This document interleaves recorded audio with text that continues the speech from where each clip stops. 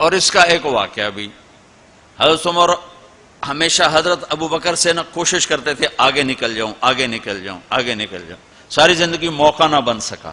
تبوک کا موقع آیا تو اللہ کے نبی نے کہا مال خرچ کرو۔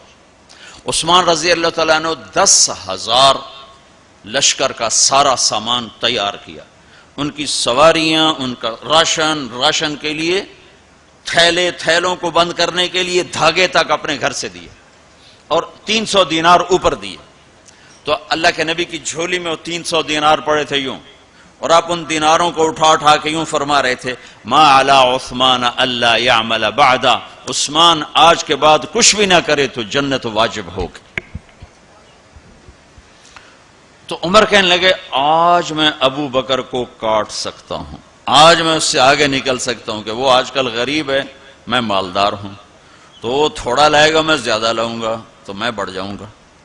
لہذا انہوں نے اپنے مال کا آدھا حصہ، آدھا گھر میں رکھا اور آدھا لے کر آئے۔ ابو بکر نے جھاڑو پھیر دیا، جو کچھ تھا وہ سارا سمیٹ کے لے آئے۔ جب دونوں پراپرٹی سامنے رکھی گئیں تو حضرت عمر کی بہت زیادہ نظر آ رہی، ابو بکر کی بہت تھوڑی نظر آ رہی، لہذا حضرت عمر بڑے اطمینان میں کھڑے کہ آج جیت خطاب کے بیٹے کی ہے۔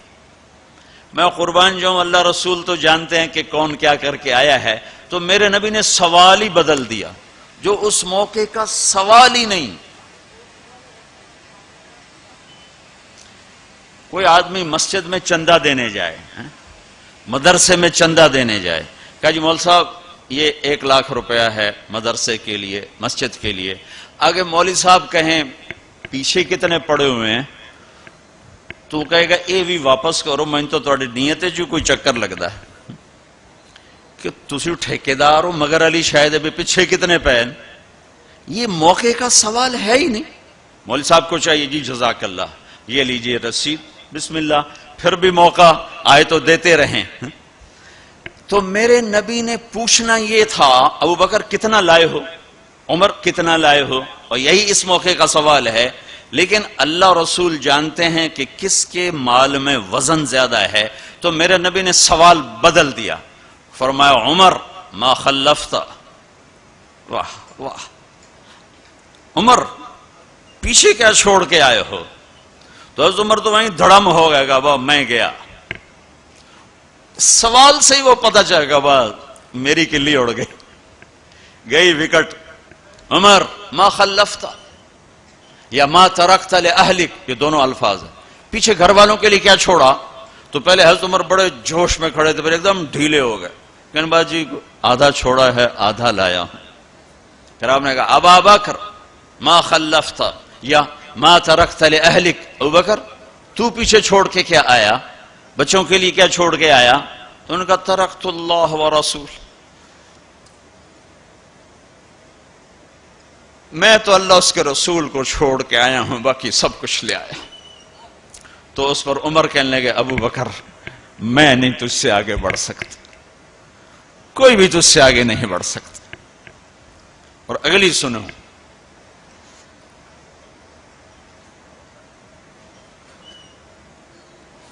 اپنے کپڑے بھی دے دیے، اور ایک ٹاٹ تھا وہ پہن کر اس کو کانٹوں سے سی لیا۔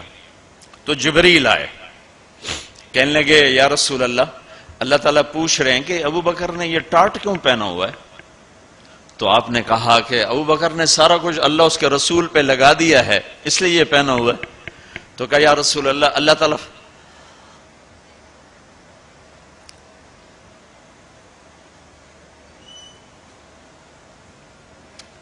تعالیٰ فرما رہے ہیں ابو بکر سے پوچھو مجھ سے راضی تو ہے، مجھ سے راضی تو ہے، اس فقر میں مجھ سے راضی ہے؟ میں تو اتنا سفر کر کے آیا ہوں، حالانکہ ابھی 4 دن پہلے میں 12 ملکوں کا 10 ملکوں کا سفر کر کے آؤں، ساری ہڈیوں میں درد ہے، میں اس لیے آیا ہوں کہ چلو کوئی بخشش کا بہانہ مل جائے، کوئی بخشش کا بہانہ مل جائے، اللہ راضی ہو جائے۔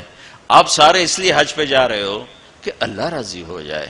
جو سارے جہان سے کہتا ہے مجھے راضی کرو، وہ کہہ رہا ہے ابو بکر سے پوچھو مجھ سے راضی تو ہے؟ تو آپ نے کہا ابو بکر تیرا رب تجھے سلام بھی کہہ رہا ہے اور پوچھ رہا ہے کہ راضی ہو؟ تو ابو بکر کی چیخیں نکلی، میں اپنے رب سے راضی، میں اپنے رب سے راضی ہوں، میں اپنے رب سے راضی ہوں۔